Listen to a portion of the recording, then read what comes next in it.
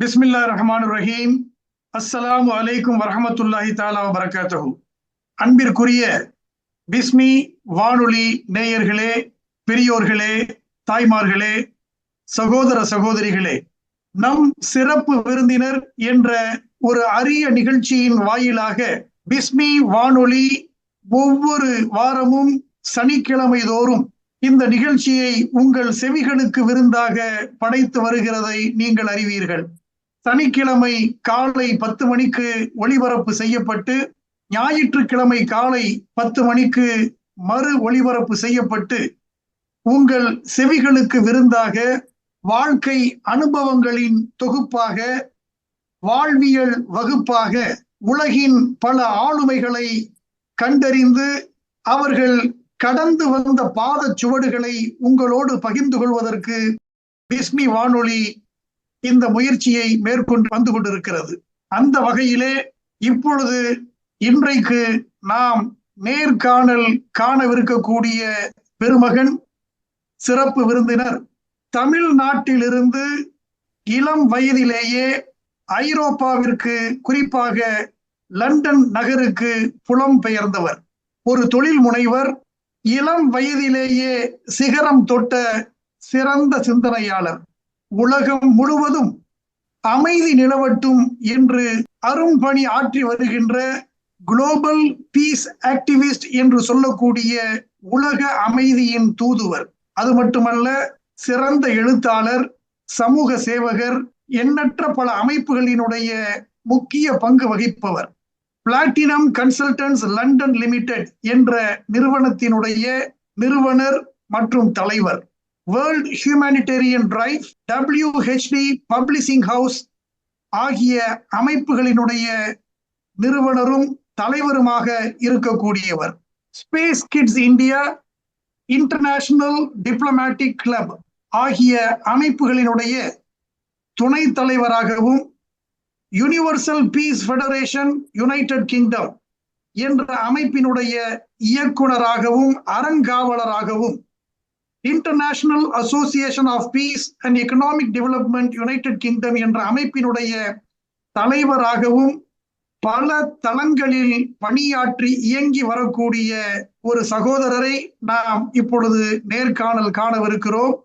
அவர்தான் நம் அன்பிற்கும் மரியாதைக்கும் உரிய டாக்டர் அப்துல் பாஷித் சையத் அவர்களை இப்போது நாம் சந்திக்கவிருக்கிறோம் உங்கள் வாயிலாக, இந்த நிகழ்ச்சியின் வாயிலாக. அஸ்ஸலாமு அலைக்கும் டாக்டர் அப்துல் பாஷித். வலைக்கும் அஸ்ஸலாம் வரஹ்மத்துல்லாஹி வபரகாத்துஹு. நன்றி தோழர். ரொம்ப மகிழ்ச்சியான தருணத்துல என்னை இணைத்தமைக்கு, திகட்டாத தேனமுதாம் தமிழில் உங்களோட செந்தமிழை கேட்கறது ரொம்ப மகிழ்ச்சியா இருக்குது. மற்றும் நம்ம பிஸ்மி ரேடியோ என்பது நம் நண்பர் சீனி ஜாஃபர் அவர்கள் பல ஆண்டுகால உழைப்பு, உங்களோட எல்லாரோட உழைப்பையும் பார்த்துட்டே இருக்கேன். ரொம்ப வியப்பா இருக்குது. மாஷா அல்லாஹ், ரொம்ப நன்றி என்ன இந்த நிகழ்ச்சிக்கு அழைத்ததற்கு. நீங்க தமிழ்நாட்டுல எந்த ஊர்ல நீங்க பிறந்தீங்க? உங்களுடைய வாழ்க்கை குறிப்புகளை நான் படிக்கும் பொழுது, குறிப்பாக உங்களுடைய பாட்டனார், கிராண்ட்ஃபாதர் காட்டுவா முஹிதீன் என்பவர்கள் இந்திய சுதந்திர போராட்ட வீரராக இருந்திருக்கிறார்கள். நீங்கள் தமிழ்நாட்டில் பிறந்த ஊர், உங்களுடைய குடும்ப பின்னணி, உங்களுடைய கல்வி, இதை பற்றி சுருக்கமாக நம்ம நேயர்களுக்கு சொல்லுங்க பிரதர். நம்ம பாட்னாருடைய பூர்வீகம் இப்போ விருதுநகர் மாவட்டம், திருச்சுழி வட்டம், வீரசோழர்னு சொல்லுவாங்க. அந்த ஊரை சேர்ந்தவங்க எங்க பாட்னார் சுதந்திர போராட்ட தியாகி. 94ல மௌத்தாயிட்டாங்க. என்னுடைய பூர்வீகம் அந்த ஊர் தான். பட் பிறந்து வளர்ந்தது எல்லாம் மெட்ராஸ்ல தான். அதுக்கப்புறமேட்டு எஜுகேஷன், ஹையர் எஜுகேஷன்ஸ்க்காக என்னுடைய தகப்பனார் லண்டன்ல ஆல்ரெடி 1980s இருந்து அவங்க லண்டன்ல போயிட்டு வந்துட்டு இருந்தனால almost 42 years ago he went to London. ஆமா, 2 பேருமே அங்க போயிட்டு இது பண்ணிட்டு they used to have a ongoing link. அதனால நானும் லண்டன் போறது ரொம்ப இலகுவா இருந்தது. ஸோ லண்டன்ல போயிட்டு என்னோட ஹையர் எஜுகேஷன்ல எல்லாம் நான் கண்டினியூ பண்ற மாதிரி இருந்தது. ஸோ லண்டன்ல ஃபர்ஸ்ட் குளோசெஸ்டர் யூனிவர்சிட்டியில I did my honours degree முடிச்சுட்டு I did my business administration, master of business administration from Chichester university. அதை முடிச்சுட்டு என்னோட டாக்டரேட்டுக்கு ஸ்விஸ் இன்டர்நேஷனல் ஸ்கூல்ல டாக்டரேட் பண்ணேன். டாக்டரேட் பண்ணிட்டு அதுக்கப்புறம் இப்போ ரீசெண்டா வந்து ஒரு 2 PhDs வந்து எக்கனாமிக் அண்ட் சயின்ஸ் அப்படின்னு சொல்லிட்டு ஒன்று பண்ணிருக்கேன். வேர்ல்ட் ட்ரேட் ஆர்டர்னு சொல்லிட்டு ஒரு பர்டிகுலர் PhD முடிச்சிருக்கிறேன் இப்போ ஸ்விஸ் ஸ்கூல்லையே. இது இல்லாம various interest I have in terms of other related activities. So keep on engaging, இதுதான் வந்து வாழ்க்கையோட மந்திரம்னு சொல்லிட்டு தொடர்ந்து என்கேஜ் பண்ணிட்டு இருக்கோம். நீங்க எந்த வேலையில முதல்ல சேர்ந்தீங்க, என்ன பணியாற்றுனீங்க? First I did a volunteerism for free service. இதுதான் முதல்ல ஜாயின் பண்ண வேலை. ஏன்னா வந்து முதல்ல என்னோட கிராண்ட் ஃபாதர் டோல்ட் யூ இது சோஷியல் ஆக்டிவிட்டி, அவருடைய இன்ஸ்பிரேஷன் வந்து நிறைய எனக்கு கிடைச்சது. ஸோ அதனால வந்து என்னோட முதல் உழைப்பை வந்து நான் சேரிட்டிக்கு தான் கொடுத்தேன். ஸோ அப்போ பிளட் டொனேஷன் கேம்ப்ஸ் நடத்துவாங்க யூகேல. ஸோ பிளட் டொனேஷன் கேம்ப்ஸ்ல போயிட்டு ஃபர்ஸ்ட் ஒரு சுவாரஸ்யமான விஷயம் என்னன்னு கேட்டீங்கன்னா, அந்த பிளட் டொனேஷன் கேம்ப்ல வந்து நான் போயிட்டு அவங்களுக்கு ஹெல்ப் பண்றது போப்போ ஃபர்ஸ்ட் நாங்க தான் பிளட் கொடுக்கணும். ஸோ ஃபர்ஸ்ட் டைம் நான் பிளட் கொடுக்குறேன் யூகேல. நான் சொல்றது வந்து when I was 17 பிளட் கொடுக்கும் போது என் பிளட்டை வந்து அவங்க ரிஃப்யூஸ் பண்றாங்க. ரொம்ப ஷாக்கிங்கா இருந்தது. என்னடா இது, நம்ம வந்து இந்த நாட்டுக்கு பிளட் கொடுக்குறோம், ரெஃப்யூஸ் பண்றாங்களே அப்படின்னு சொல்லிட்டு ரொம்ப ஷாக்கிங்கா இருந்தது. அதுக்கப்புறமேட்டு பாத்தீங்க அப்படின்னா அது சொல்றாங்க, இந்தியால இருந்து பிளஸ் வந்து சவுத் அமெரிக்கன் கண்ட்ரீஸ்ல இருந்து, ஆப்பிரிக்கால இருந்து, இங்க இருந்து வந்தவங்க இல்ல அங்க பிறந்து இங்க வந்தவங்க யூகேக்கு வந்தவங்க அவங்களோட பிளட்ல வந்து மலேரியா கண்டென்ட் ஜாஸ்தியா இருக்குமா. ஏன்னா நம்மளுக்கு வந்து இயற்கையாவே வந்து நம்மளுக்கு எதிர்ப்பு சக்தி ஜாஸ்தியா இருக்கும் நம்ம உடம்புல. சோ அந்த எதிர்ப்பு சக்தி ஜாஸ்தியா இருக்கும் போது வந்து அந்த பிளட் பர்டிகுலர் பிளட்டை வந்து வேற ஒரு அங்க யூகேலயே இருந்து இருக்கிறவங்களுக்கு வந்து ஏத்துனா அப்படின்னா அந்த பிளட் வந்து சேராது, அவங்களுக்கு வந்து குளிர்ச்சி காய்ச்சல் இந்த மாதிரி விஷயங்கள்லாம் வந்துரும்னு சொன்னதுனால அந்த பிளட் ரிலீஸ் பண்ண. என்னடா அது முதல் வாட்டி நம்ம வந்திருக்கோம், நம்ம வந்து இந்த நாட்டுக்கு சேவை செய்யணும்னு சொல்லிட்டு கொடுத்தோம். ஸோ இந்த மாதிரி ஹேர்டல்ஸ்லாம் வந்து ஒரு இருந்தது. பட் நான் பொது சேவைன்னு செஞ்சு அதான் ஃபர்ஸ்ட் வேலை. அதுக்கப்புறமேட்டு வந்து then I started working for company called Phones for you. அந்த கம்பெனில வந்து மொபைல் ஃபோன்ஸோட இதுல இருந்தேன். அப்போ ஸ்டடீஸும் அந்த ஆன்கோயிங்கா படிச்சுட்டு இருந்தேன்.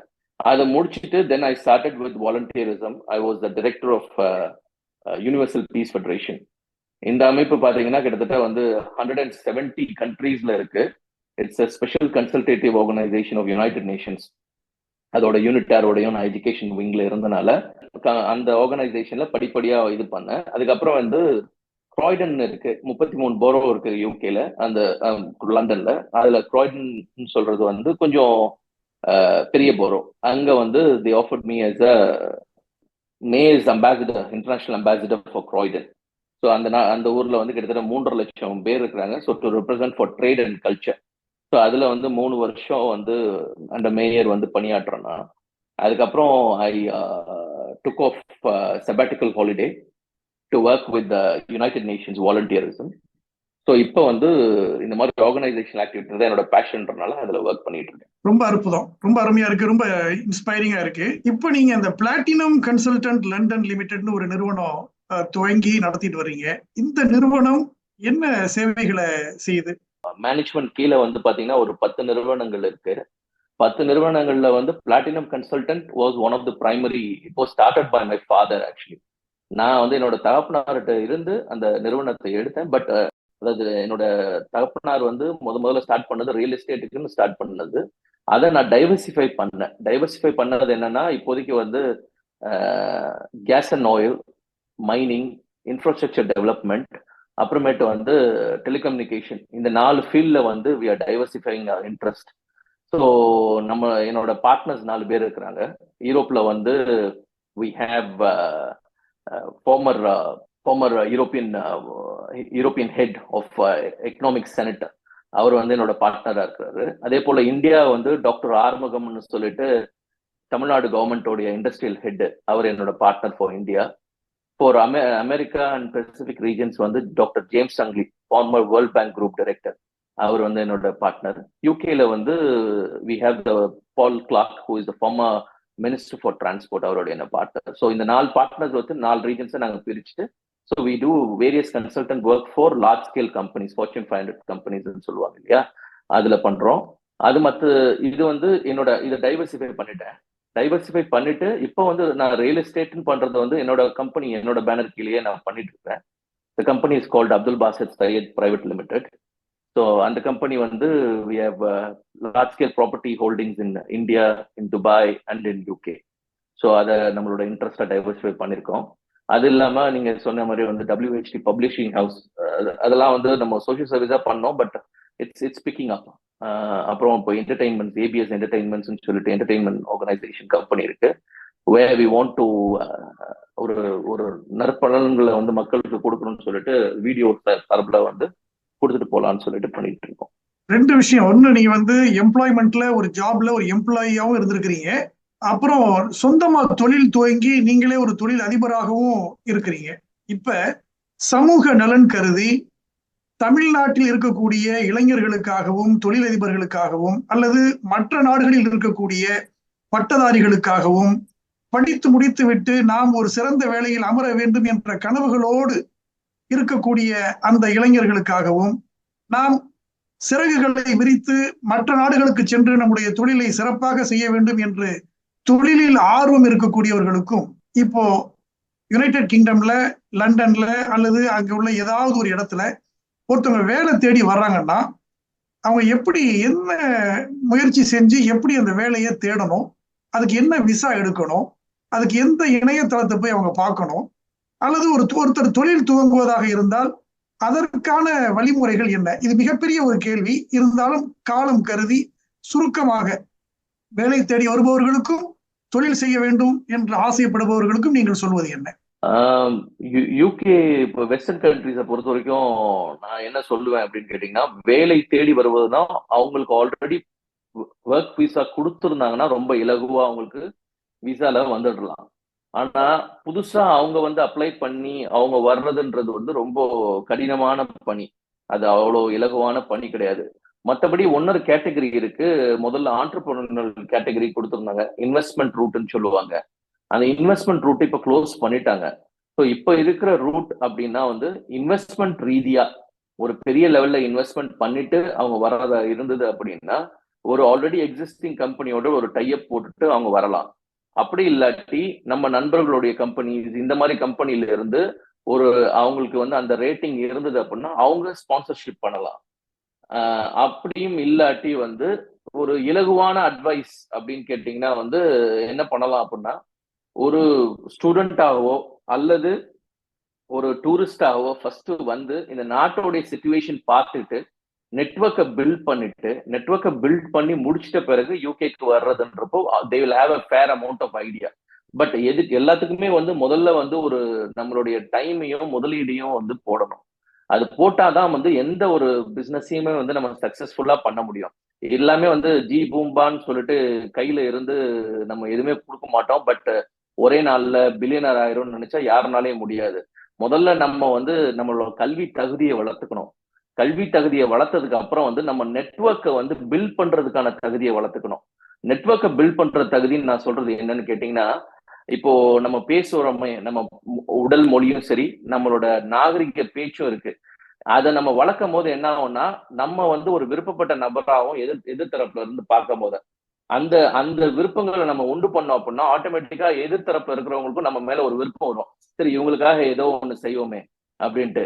நம்ம வந்து ஒரு உடல் மொழியிலையும் சரி, நம்மளுடைய பேச்சு வழக்குலையும் சரி, என்னடா ஏதாவது கிடைக்குமா யூகேல அப்படின்னு சொல்லி நம்ம பேசணும் அப்படின்னா எதிர்த்தரப்புல இருக்கிறவங்களுக்கு அந்த ஒரு ஈர்ப்பு ஏற்படாது. ஸோ நம்மளுடைய உடல் தகுதி, நம்மளோட பேச்சு மொழி, நம்மளுடைய கல்வி தகுதி, இது மூணுத்தையும் வளர்த்துட்டு இது மூணுமே இருந்தாலே பொருளாதாரம் நம்மளை தேடி வரும். எப்படின்னு கேட்டீங்கன்னா, நம்ம உதவின்னு ஒருத்தவங்கள்ட்ட கேட்டு போகும்போது நல்ல பையன்ப்பா, நல்லா பேசுவான், அருமையா பேசுவான், அவன் வந்து நம்மளுக்கு நிச்சயமா அவனுக்கு ஏதாவது ஹெல்ப் பண்ணணும்னு சொல்லிட்டு அவங்க நம்மளுக்கு பொருளாதார ரீதியா ஹெல்ப் பண்ணவும் வாய்ப்பு இருக்கு. ஸோ நம்ம வந்து பணிவுன்றது வந்து ரொம்ப முக்கியம்.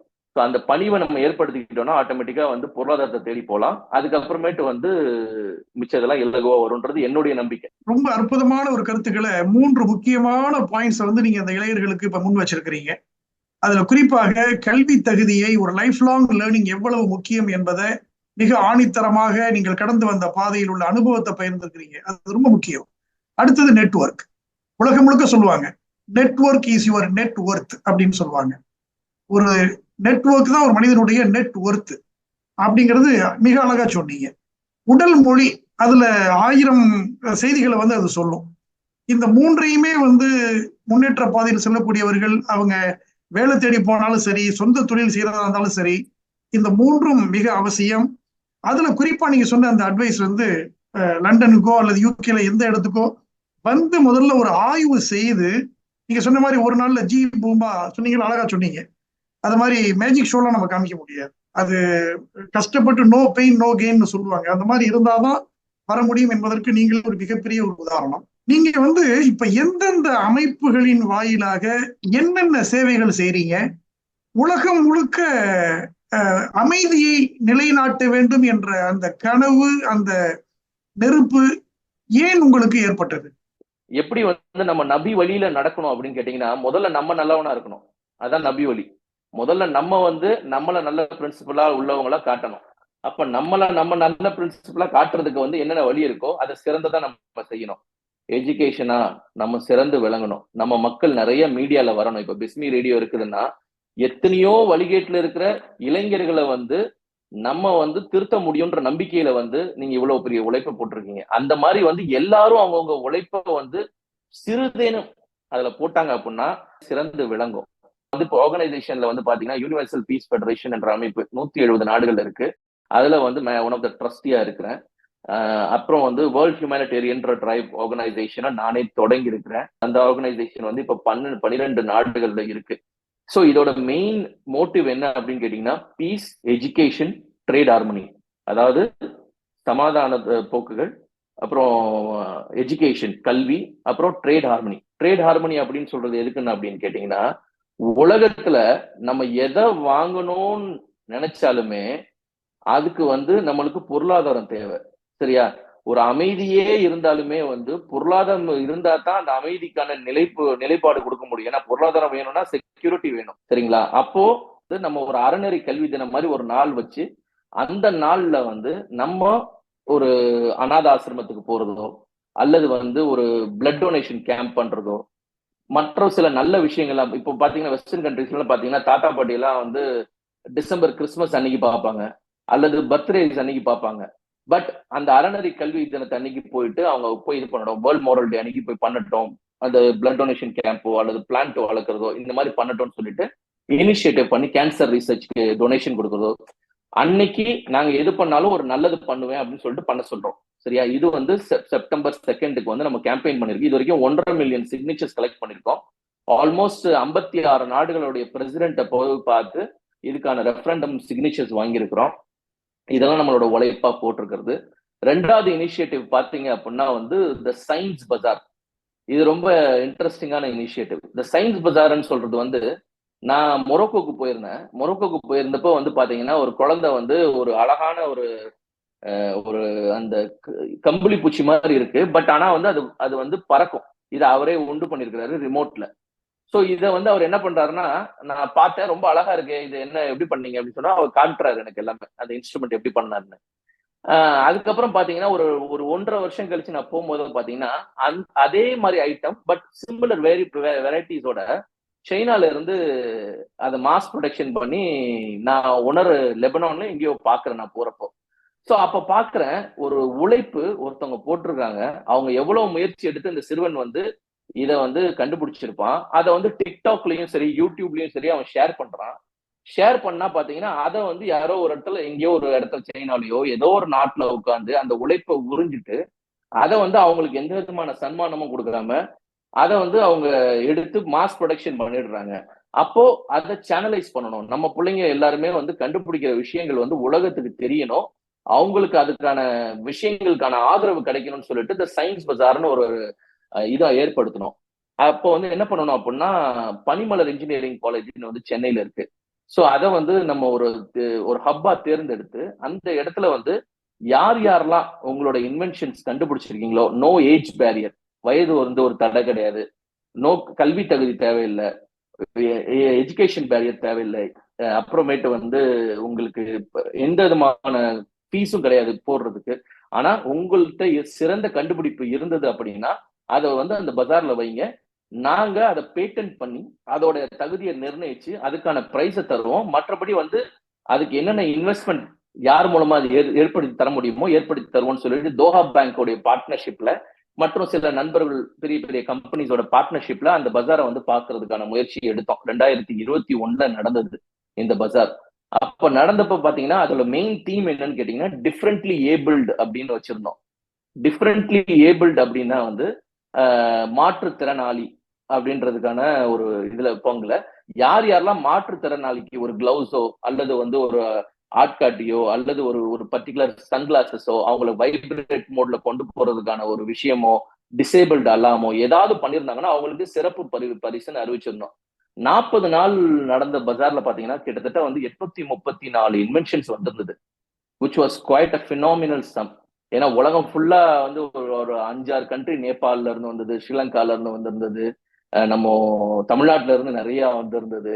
ஸோ இந்த மாதிரி நிறைய இன்வென்ஷன்ஸ் கொண்டு வரும்போது நம்மளுக்கு ரொம்ப மகிழ்ச்சியா இருந்தது. இதெல்லாம் வந்து நம்ம அதை சேனலைஸ் பண்ணி நம்ம கொண்டு போனாலே வந்து ஒரு சர்வதேச லெவல்ல வந்து இவ்வளவு டேலண்ட்ஸ் இருக்குது அப்படின்றத நம்ம கொண்டு போக முடியும்.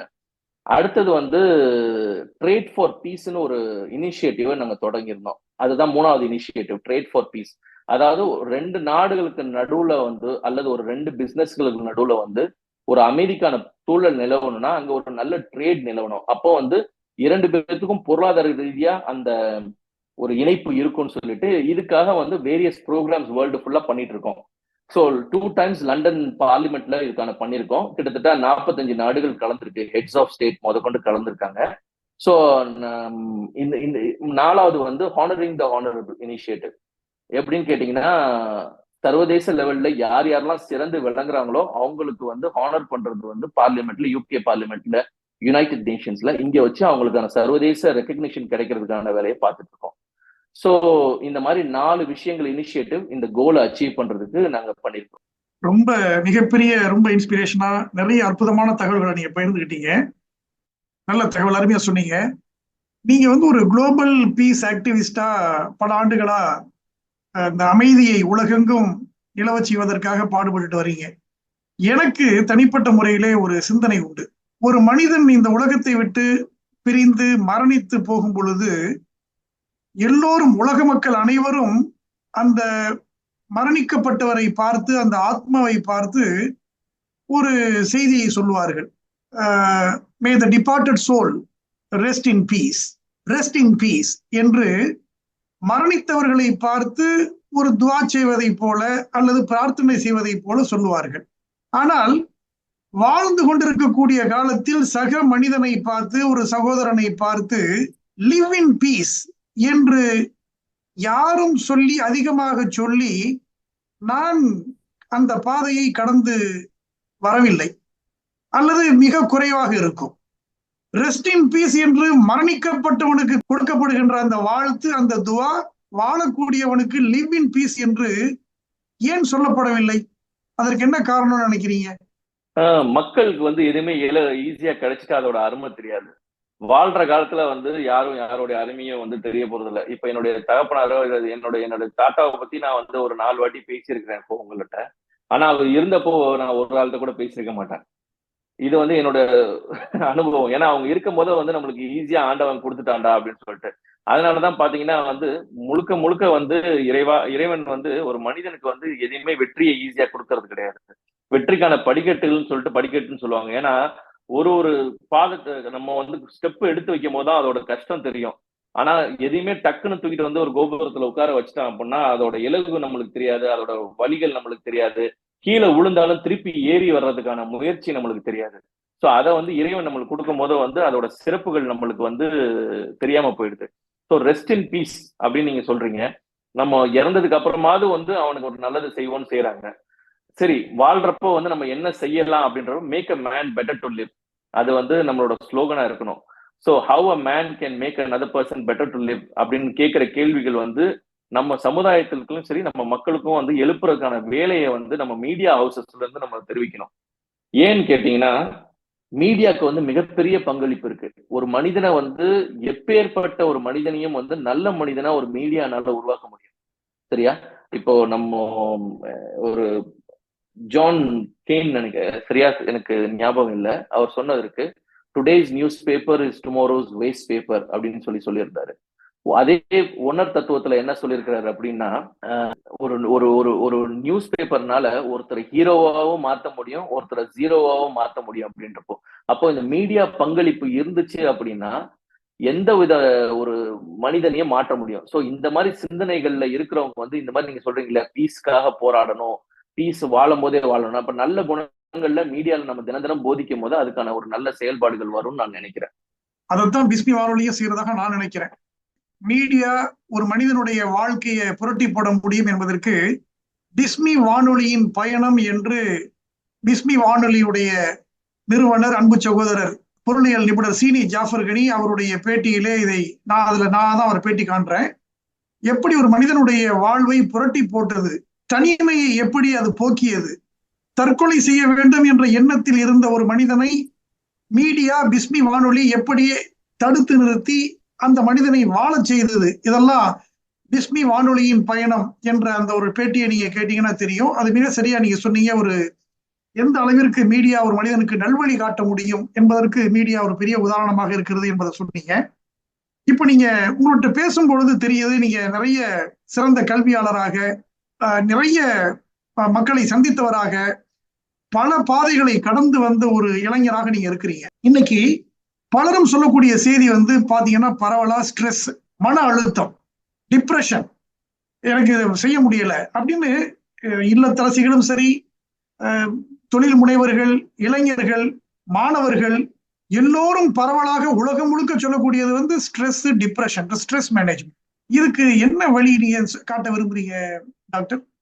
ரொம்ப அருமையான கேள்வி, ரொம்ப அருமையான கேள்வி. ஏன்னா நம்ம பாத்தீங்க அப்படின்னா இந்த முதல் பிரச்சனை யாரும் நீங்க கேட்டீங்க இல்லையா, முந்தின கேள்விக்கான பதில் நீங்க இதுலயே கொடுத்துட்டீங்க.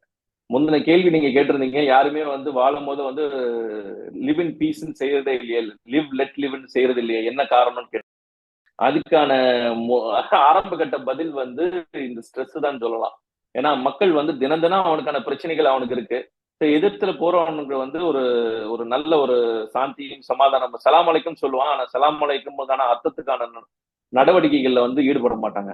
சலாம் அலைக்கும் சொன்னா நீ சாந்தியோட இருன்னு நம்ம சொல்றோம். ஆனா அதோட அர்த்தத்துல உள்ளார்ந்து நம்ம சொல்றோமா, அது செயல்பாடு கொள்றோமா அப்படின்றதுதான் அதுல உள்ள கருத்து. சோ இப்ப பாத்தீங்க அப்படின்னா ஸ்ட்ரெஸ் அப்படின்றது வந்து என்ன எதனால வருது அப்படின்னா, ஃபர்ஸ்ட் வந்து நம்மளே வந்து நம்ம மனதை போட்டு அழுத்திக்கிறோம். அந்த அழுத்துறதுக்கு தீர்வு என்ன அப்படின்னு சொல்லிட்டு ஒரு ஃபேமஸ் சயின்டிஸ்ட், ஜாப்பனீஸ் சயின்டிஸ்ட் வந்து ஒரு உதாரணமா நம்ம சொல்லலாம். அவர் சொல்றாரு, முதல்ல வந்து நீங்க வந்து உங்களுக்கு ரொம்ப மிகப்பெரிய ஸ்ட்ரெஸ், உங்களால தாங்க முடியாத அளவுக்கு ஸ்ட்ரெஸ் இருக்குது அப்படின்னா நீங்க என்ன செய்யணும் அப்படின்னு கேட்டீங்கன்னா, நீங்க சிரிங்க அப்படின்றாரு. எவ்வளவு அழகா சொல்றாரு பாருங்க. உங்களுக்கு தாங்க முடியாத ஸ்ட்ரெஸ், உங்களை போட்டு மன அழுத்தம் போட்டு உங்களை போட்டு அப்படி நடக்க விடாத அளவுக்கு உங்களுக்கு மன அழுத்தம் இருக்கு, கோபம் வந்து அந்த அளவுக்கு உங்களுக்கு ஊந்துது அப்படின்னா அந்த பர்டிகுலர் நேரத்துல நீங்க சிரிங்க. சிரிக்கும் போது உங்களுக்கு ஒரு முகத்துல ஒரு மலர்ச்சி பிறக்கும். சிரிங்கன்னு சொன்னதுக்கு அப்புறம் அதுக்கும் மேல உங்களுக்கு ஸ்ட்ரெஸ் வந்தது அப்படின்னா நீங்க வந்து ஒரு மணி நேரம் வந்து படுத்து தூங்குங்க அப்படின்றாரு. 1 மணி நேரம் படுத்து தூங்குங்க. தூங்கி எந்திரிச்சிட்டு ஒரு கிளாஸ் தண்ணி குடிங்க. இதெல்லாம் பேசிக், நம்மளால பண்ண முடிஞ்சது. நம்ம ஸ்ட்ரெஸ்னா வாழ்க்கையில 365 நாளும் நம்மளுக்கு ஸ்ட்ரெஸ் இருக்கும். பட் ஸ்ட்ரெஸ்ஸ வந்து இனம் கண்டு பெரிய ஸ்ட்ரெஸ், சின்ன ஸ்ட்ரெஸ் அப்படின்னு இனம் கண்டு பெரிய ஸ்ட்ரெஸ்னா நீங்க யோசிச்சு பாருங்களேன். நீங்க வந்து ஒரு புன்முறுவலை வந்து ஒரு நண்பனுக்கோ அல்லது உங்களுக்கு முதல்ல ஒருத்தர் பார்க்க போறீங்க, ஒரு பஸ்ல இருக்கீங்க அல்லது ஒரு ட்ரெயின்ல இருக்கீங்க, ஒரு ஸ்ட்ரெஸ்ல அவரை பாருங்க, அவரும் அந்த ஸ்ட்ரெஸ் தான் திருப்பி உங்களுக்கு கொடுப்பாரு. நீங்க வந்து ஒரு முகம் பார்க்கும் கண்ணாடி. உங்க முகம் இருக்கே அது வந்து ஒரு முகம் பார்க்கும் கண்ணாடி. உங்களை எதிர்த்தரப்புல இருந்து பார்க்கும் போத நீங்க என்ன கொடுக்குறீங்களோ அதை தான் எதிர்த்தரப்புல பிரதிபலிப்பாங்க. சோ அப்போ உங்களுடைய அந்த பிரதிபலிப்பு வந்து ஒரு ஆசையாகவும் ஒரு நல்ல ஒரு முக மலர்ச்சியோட நீங்க அவங்கள பாத்தீங்க அப்படின்னா பதிலுக்கு அவங்களும் பார்ப்பாங்க, உங்களுக்கு ஸ்ட்ரெஸ் வந்து ரிலீவ் ஆகும். சரி, இப்ப மனைவி கணவன் 2 பேருமே வந்து நல்ல ஒரு நட்புல இருப்பாங்க, திடீர்னு பிரச்சனை வரும், அப்போ வந்து ஸ்ட்ரெஸ் ஆயிருது அப்படின்னப்போ அப்போ அப்படிப்பட்ட நேரத்துல என்ன செய்யலாம்? எனக்கு வந்துட்டு உங்களுக்கு ஒரு விஷயம் வந்து எப்படி சொல்லணும் அப்படின்னா, 99 விஷயங்கள் ஒரு கணவனால நல்லது நடந்திருக்கும், 99 விஷயங்கள் ஒரு மனைவினால ஒரு கணவருக்கு நல்லது நடந்திருக்கும், ஒரு முகமலர்ச்சி கிடைத்திருக்கும். ஒரு விஷயம் அவங்க பண்றது வந்து தம் மனசுக்கு பிடிக்காததா இருக்கலாம். அந்த ஒரு விஷயத்த ஒதுக்கி வச்சுட்டு அந்த 99 விஷயங்களை நோட் புக்ல எழுதி வைங்க. என் மனைவி எனக்கு இதை செய்தார், என் கணவர் எனக்கு இதை செய்தார், எனக்கு அது பிடித்தது அப்படின்ட்டு. எப்ப உங்களுக்கு அவங்கனால ஒரு ஸ்ட்ரெஸ் வருதோ, அவங்கனால ஒரு கோவம் வருதோ, அந்த நோட் புக்கை ஒரு நிமிஷம் திறந்து பாருங்க. நல்லது மட்டுமே அந்த நோட் புக்ல இருக்கணும். அதை ஞாபகம் வச்சுக்கோங்க. அதை திறந்து பார்த்துட்டு ஒரு வாட்டி அதை ரீட் பண்ணி பாருங்க. ரீட் பண்ணி பார்க்கும்போது ஒண்ணு நீங்க எழுதி வச்சது உங்க முன்னாடி வந்து முத்துக்களா வந்து விழுந்துரும். ஆஹா, இவங்க இதெல்லாம் நம்மளுக்கு பண்ணிருக்காங்களே, நம்ம மறந்துட்டோமே, நம்ம தான் கோவப்பட்டுட்டோமோன்னு உங்க மனசை நீங்களே இது பண்ணிட்டு அந்த ஸ்ட்ரெஸ் ரிலீவ் ஆயிட்டு இதுக்கான தீர்வை தேடி நீங்களே போ. ரொம்ப நல்ல அருமையா சொன்னீங்க. ரெஸ்ட் இன் பீஸ்ங்கிறது வந்து, அதாவது ஸ்ட்ரெஸ் வரும்போது முதல்ல நல்லா கொஞ்ச நேரம் படுத்து தூங்குங்க, ஒரு கிளாஸ் தண்ணி குடிங்க. நல்லா வந்து ரொம்ப எளிமையான, செலவே இல்லாத நல்ல விஷயம். அது மாதிரி நல்ல 99 விஷயங்களை நோட் புக்ல இதை நீங்க சொல்றது திருக்குறான்ல உள்ள ஒரு செய்தியை நீங்க சார்ந்து சொல்றீங்க. மனதில் தோன்றக்கூடிய சிந்தனைகளை நீங்கள் எழுதி வைத்துக் கொள்ளுங்கள் என்று அல்லாஹ் வந்து சொல்றான். ஹலாலான முறை, அது ஹலாலான முறையில அதை ரைட்டிங்ல வச்சு எழுதி பார்க்கும் பொழுது, அது சிந்தனைக்கு வரும் பொழுது அதற்கான ஒரு பவர் வந்து நிச்சயமாக அது சிறப்பாகவே இருக்கும். இப்ப நீதான் முகத்துக்கு முகம் கண்ணாடி என்பதையும் மிக அழகாக சொன்னீங்க. அன்புதான் அன்பின் விலை. Love is the true price of love என்று சொல்லுவார்கள். அன்பை விதைக்கும் போது அன்பு நமக்கு விளையுது. இப்போது நீங்கள் இந்த நேர்காணல் கூட நம்முடைய சீனி ஜாஃபருடைய அன்புக்காகத்தான் நீங்கள் இங்க வந்து கொண்டிருக்கிறீர்கள். அதுவே இந்த நேரத்தில் உங்களுக்கு பிஸ்மியின் சார்பாக உங்களுக்கு நாங்க ஒரு நன்றி சொல்ல கடமைப்பட்டிருக்கிறோம். ஒரு நல்ல மகிழ்ச்சிகரமான ஒரு குடும்பம் நடத்த வேண்டும். ஒரு குடும்பம் மகிழ்ச்சிகரமாக இயங்க வேண்டும் என்றால் அதற்கு என்ன அடிப்படையாக இருக்க வேண்டும்? சுமையை தூர்க்க ரெடியா இருக்கணும். ஆரம்பமே வந்து நம்மளுக்கு வந்து சுகமான சுமைன்றது வந்து நம்ம உணர்ந்திருக்கணும். ஏன்னா வந்து திருமண பந்தம் அப்படின்றது வந்து ஒரு கையெழுத்து போடுறப்போ மாமனார் கையில நம்ம கையை கொடுத்து சொல்லுவாங்க, ஒப்புக்கொள்கிறீர்களா ஒப்புக்கொள்கிறீர்களா ஒப்புக்கொள்கிறீர்களா அப்படின்னு சொல்லுவாங்க. அந்த ஒப்புக்கொள்கிறீர்களா கேட்கறது எதுக்குன்னு கேட்டீங்கன்னா, இந்த சுமையை தூக்க நீ ஒத்துக்கொள்றியா, இந்த பாரங்களை வந்து சொல்லும் போது எனக்கு நிக்காக நடந்தது ஞாபகம் வருது டாக்டர் பாஷித். அனைவருக்கும் அந்த நினைவு வரணும். அப்போ ஒப்புக்கொள்கிறீர்களா ஒப்புக்கொள்கிறீர்களான்னு கேக்குறப்போ அவங்க எதுக்கு ஒப்புக்க சொன்னாங்க அப்படின்றத வந்து நீங்க நினைச்சு பார்க்கணும். அப்ப நம்ம நினைச்சு பார்க்கும் போது வந்து இந்த இந்த மகரத்தை நான் நல்லபடியா நான் பார்த்துப்பேன். அதுக்கான பிரச்சனைகளுக்கான தீர்வு அவங்களால இருந்தாலுமே அதுக்கு வந்து நான் முகமலர்ச்சியோட நான் அவங்களுக்கு வந்து இது பண்ணிக்கிடுவேன்.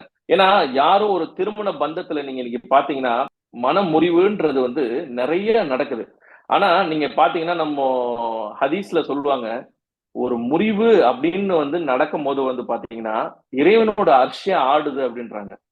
இறைவனுடைய அர்ஷியா வந்து ஆடுது. அப்போ எவ்வளவு தூரம் இறைவன் அதுக்கு முக்கியத்துவம் கொடுத்திருக்கான்னு நம்ம நினைச்சு பார்க்கணும்.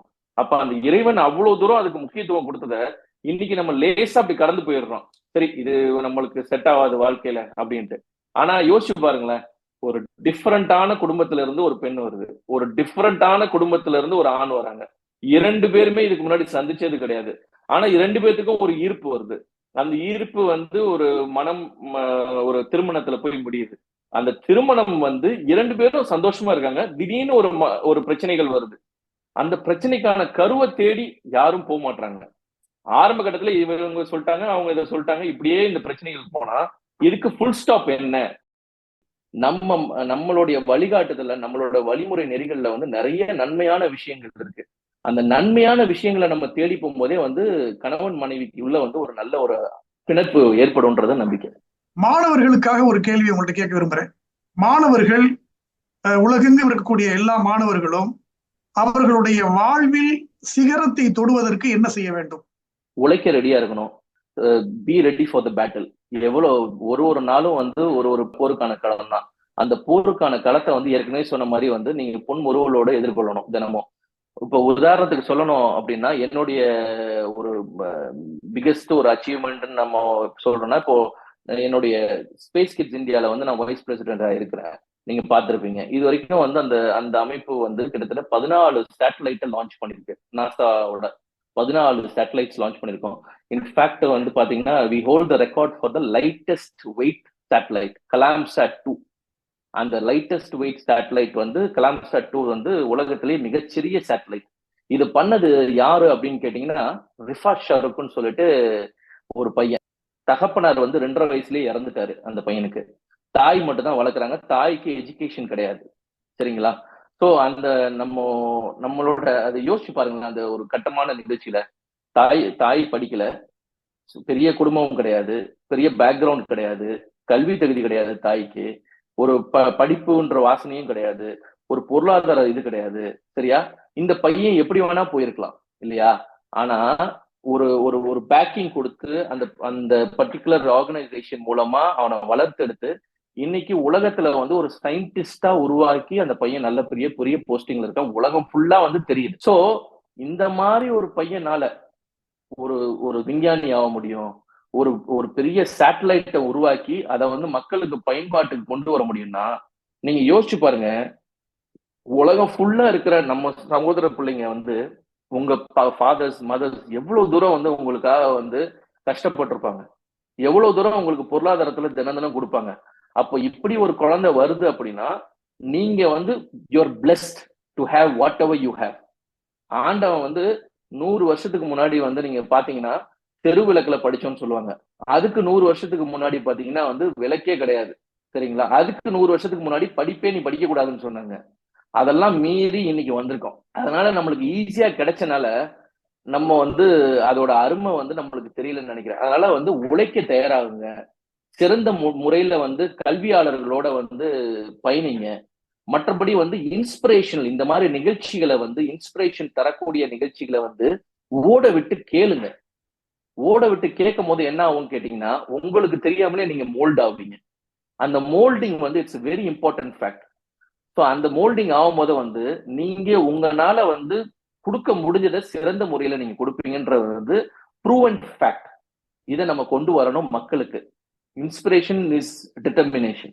ரொம்ப அழகா சொன்னீங்க. உழைப்பு தான் ரொம்ப முக்கியம். உலக வரைபடத்தில் கூட சிங்கப்பூர் ஒரு சிறு புள்ளியாக இருந்தால் கூட அது உலக பொருளாதாரத்தில் பெரும் புள்ளியாக இருப்பதற்கு மிகப்பெரிய காரணமே சிங்கப்பூருடைய உழைப்பு தான். அதனால உழைப்பு என்பது மாணவர்கள் ஒரு மிகப்பெரிய ஒரு இலக்குவாக அவர்கள் கொள்ள வேண்டும் என்று ஒரு அழகான செய்தியை சொன்னீங்க. இப்ப உலகம் முழுக்க அமைதி, சாந்தி, சமாதானம், ஒற்றுமை, நல்லிணக்கம் இது உலகம் முழுவதும் நிலவ வேண்டும் என்றால் நம்ம ஒவ்வொருத்தரும் என்ன செய்யணும்? ரோல் மாடல் எடுத்துக்கங்க. ஒவ்வொருத்தரும் உங்களுக்கு யார் ரோல் மாடலோ அந்த ரோல் மாடலை எடுத்து அவங்க என்னென்ன செஞ்சிருக்காங்களோ அதை படிங்க. ஏன்னா அதுதான் ரொம்ப முக்கியம். ஏன்னா அவங்க வந்து அவங்க கடந்து வந்த பாதைகளை நோக்கி நீங்க படிச்சுட்டு போனாலே அந்த ரோல் மாடல் நீங்க எடுத்துட்டீங்கன்னா அந்த பர்டிகுலர் ரோல் மாடல் செஞ்ச தப்ப நீங்க செய்யாதீங்க, அவங்க செஞ்ச நல்லதை நீங்க செய்யுங்க. அது உங்களுக்கு ஒரு பெட்டர்மெண்டா இருக்கும். சோ இந்த உலகம் ஃபுல்லா சாந்தி சமாதானம் இதை வந்து நம்ம பரப்பணும்னா என்ன செய்யலாம் அப்படின்னு கேக்குறீங்க. நல்ல அருமையான கேள்வி. உலகம் சரியாகணும் அப்படின்னா முதல்ல மனிதன் சரியாகணும். மனிதன் சரியாகணும்னா முதல்ல அவனுடைய ஈமான், அதாவது வந்து அவனுடைய கல்ப் சரியாகணும். அவன் கல்ப் சரியாகணும் அப்படின்னா அவனுக்கு இன்ஸ்பிரேஷன் வேணும். ஸோ அந்த இன்ஸ்பிரேஷனை நம்ம ஒவ்வொருத்தரும் கொடுக்கணும், ஒவ்வொரு மனிதனுக்கும். அது கொடுத்தாலே போதுமானது.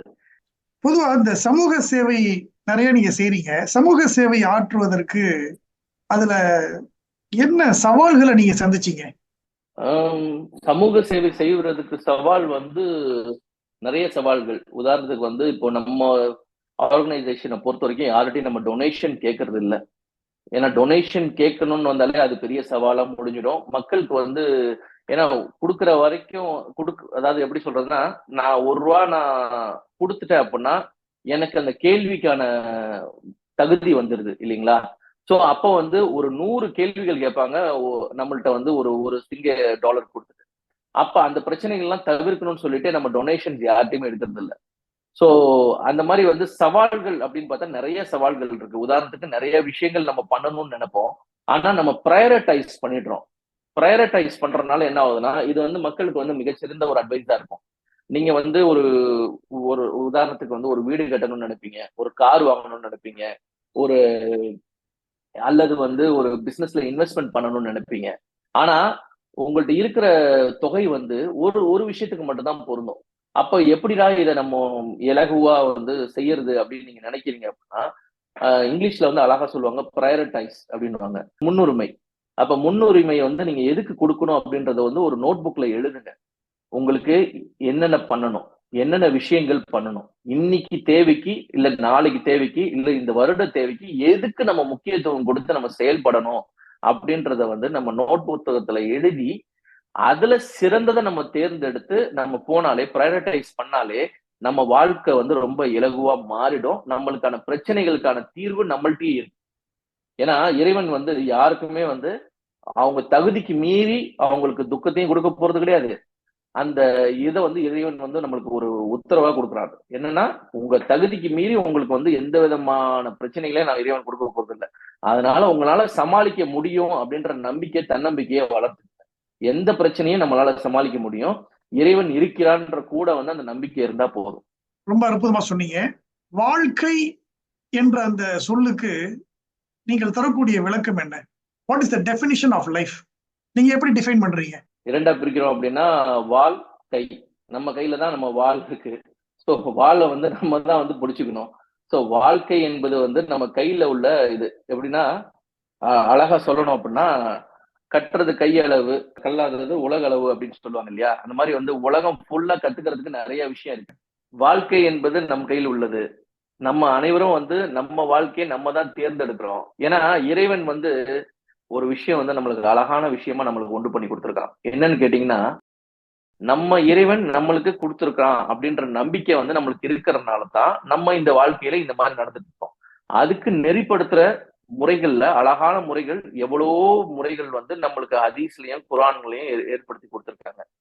சோ இந்த நெறிமுறைகளை ஏற்று நம்ம வாழ்க்கையில நடந்தாலே நம்ம வாழ்க்கை நம்ம கையில இருக்கு. அதை பாதுகாப்பான முறையில நமது சமுதாயத்துக்கு எடுத்துட்டு போறது எப்படி, நம்ம பிள்ளைகளுக்கு எடுத்துட்டு போறது எப்படின்றத வந்து நம்ம செய்யணும். இல்ல என்னால வந்து என் குழந்தைகளுக்கோ என்னுடைய குடும்பத்தை மட்டும்தான் பார்க்க முடியும், சமுதாயத்தெல்லாம் பார்க்க முடியாதுன்னா, உங்களுடைய குடும்பத்தை நீங்க பார்த்தாலே சமுதாயம் ஆட்டோமேட்டிக்கா பில்டப் ஆயிடும். ஏன்னா உங்களுடைய குடும்பத்தை நீங்க அழகான முறையில பாத்தீங்கன்னா, யுவர் இன்ஸ்பிரேஷன் டு அதர்ஸ்.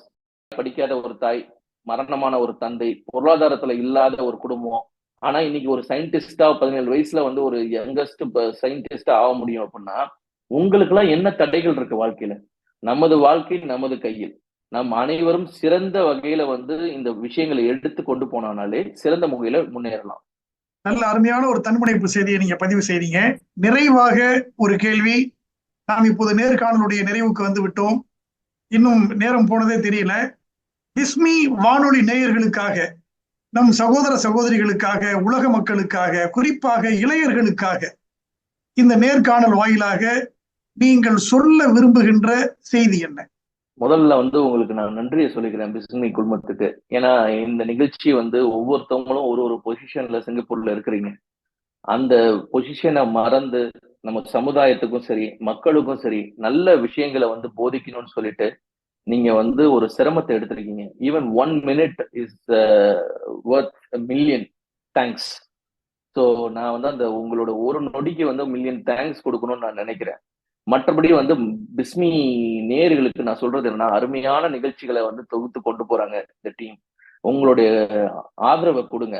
ஏன்னா உலகம் ஃபுல்லா வந்து எவ்வளவோ கெட்ட விஷயங்களுக்கு வந்து டைம்களை வந்து முக்கியத்துவம் கொடுத்துட்டு இருக்காங்க.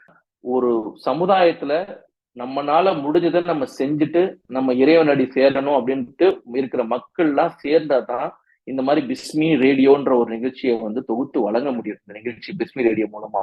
ஸோ அப்பேற்பட்ட ஒரு பங்களிப்பை வந்து மக்களுக்கு இவங்க கொடுத்துட்டு இருக்காங்க. Very hats off to you guys. So என்னுடைய தமிழ்ல ஏதாவது தவறுகள் இருந்தால் மன்னித்துக் கொள்ளுங்க. But other than that I am very happy நான் இந்த மாதிரி நிகழ்ச்சியில பங்கெடுத்தது. So I look forward to joining you guys. Thank you very much. மிக அற்புதமா சொன்னீங்க.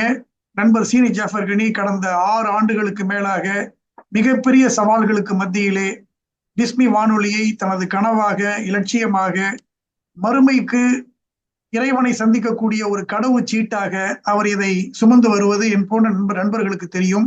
பிஸ்மி வானொலி நேயர்களும் நம் சகோதர சகோதரிகளும் தொழில் அதிபர்களும் பிஸ்மிக்கு எல்லா வகையிலும் தன்னுடைய ஆதரவை அவர் விளம்பரங்கள் வாயிலாக, இந்த பிஸ்மியை மற்றவர்களுக்கு பரப்புவதன் வாயிலாக தொடர்ந்து ஆதரவை அளிக்க வேண்டும் என்று கேட்டுக்கொண்டு, நம்மோடு இவ்வளவு நேரம் எல்லா கேள்விகளுக்கும் உங்கள் வாழ்க்கையில் நீங்கள் கடந்து வந்த பாத சுவடுகளை பிஸ்மி வானொலி நேயர்களுக்காக நீங்கள் பகிர்ந்து கொண்டமைக்கு பிஸ்மி வானொலி நிர்வாகத்தின் சார்பாக டாக்டர் அப்துல் பாஷித் சையத் அவர்களுக்கு மனமார்ந்த நன்றியினை தெரிவித்து இன்ஷா அல்லாஹ் நிறைவு செய்கிறோம். மற்றொரு நிகழ்ச்சியில் மற்றொரு நம் சிறப்பு விருந்தினரோடு இன்ஷா அல்லாஹ் விரைவில் சந்திப்போம். அஸ்ஸலாமு அலைக்கும் வரஹ்மத்துல்லாஹி வபரகாத்துஹு.